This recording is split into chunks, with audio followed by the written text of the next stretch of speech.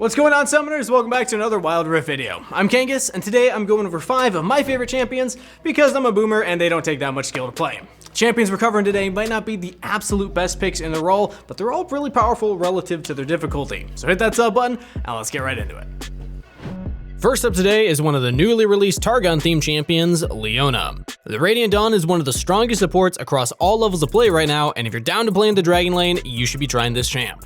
Leona matches up pretty well into every support at the moment, and even when she doesn't have the greatest matchups into champions like Braum, she still functions well inside of the game. And against ranged champions like Janna, your all-in is devastating. But if the Janna player is skilled enough to interrupt your Zenith Blade with her Tornado, you can also just lead by flashing and Shield of Day breaking onto them, and then following up with Solar Flare for that guaranteed CC.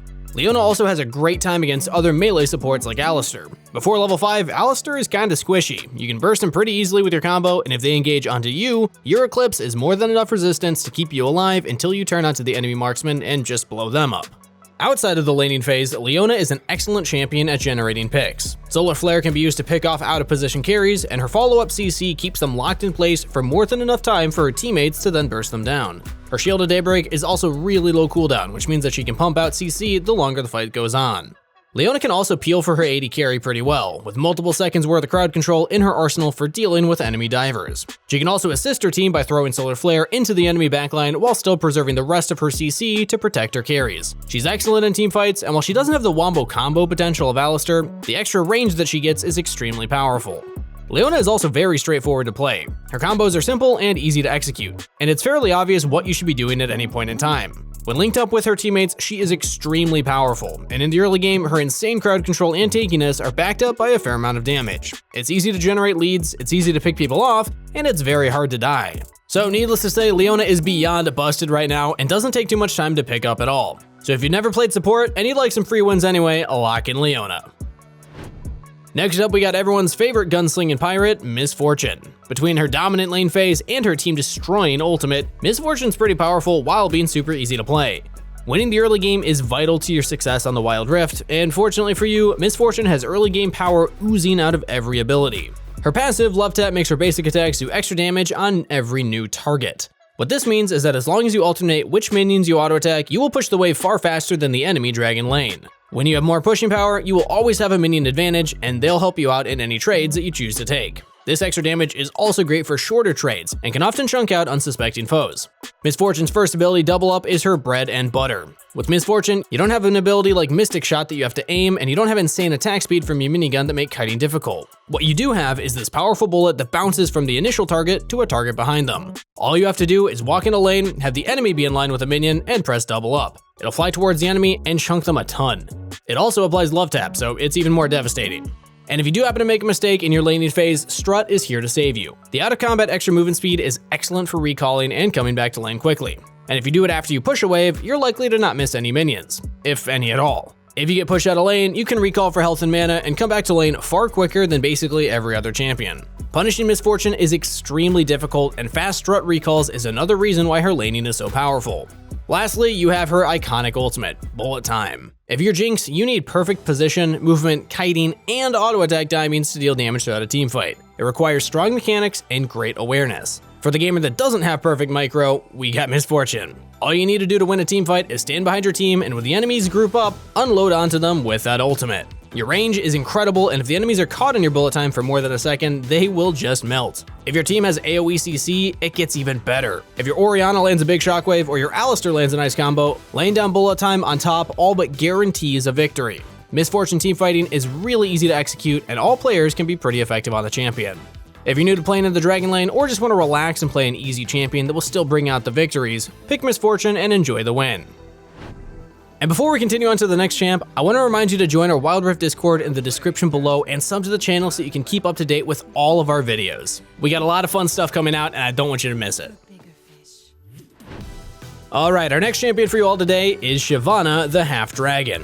While jungling is relatively complex, Shyvana herself is quite simple to play, and is one of the easiest champions in the game to solo carry on. As a jungler, Shyvana's clear speed is pretty nice. Her Flame Breath and Twin Bite combine together to help her demolish single target camps, while her Burnout functions excellently at AoE camps. Burnout also helps her get from camp to camp faster, which in turn increases her clear speed. Shyvana's dueling in the early game is also excellent, and while she can't hunt down people that easily, if they choose to fight her in melee range, she can put down some serious hurt. Shyvana's objective taking is also insane. Flame Breath and Twin Bite do tons of damage to dragons and Herald, and with objectives being extremely important on the Wild Rift, it helps a lot to be able to melt them with ease. And once you reach level 5, Shyvana turns from a simple power clearing champion into a fearsome dragon that can gank from all angles and just take over the game. Dragon's Descent gives Shyvana a much needed gap closer, and her enhanced abilities turn her already strong damage output into just straight up oppressive. As the game goes on, Shyvana gets better and better. Once Shyvana completes her core items and is able to round out some tank stats, she becomes a menace. You can dive into the enemy team and start wailing on their carries while she's also hard to burn through herself. Flame Breath's huge AoE burst makes the ability virtually impossible to dodge, and Burnout's insane movement makes hunting carries a breeze. While Shyvana can't gank every lane on cooldown like Lee Sin, and she doesn't have a crazy teamfighting ultimate like Gragas or Amumu, she does have tons of damage to make up for it. If you don't want to rely on your team to carry you, and you want an easy play jungle champion, Shyvana will be a great pick for you.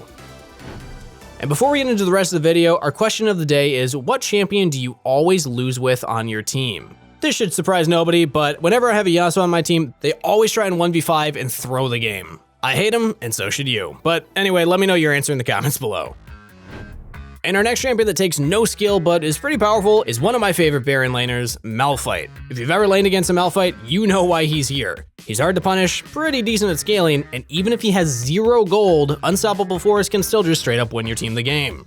Malphite's passive Granite Shield gives him a shield that absorbs up to 10% of maximum health if he hasn't been hit in 8 seconds. This means that you can recharge the shield in between waves and use it to safely last hit. If you're playing against Malphite and you let him breathe for a second, he's shielded up once again and you're back to square one.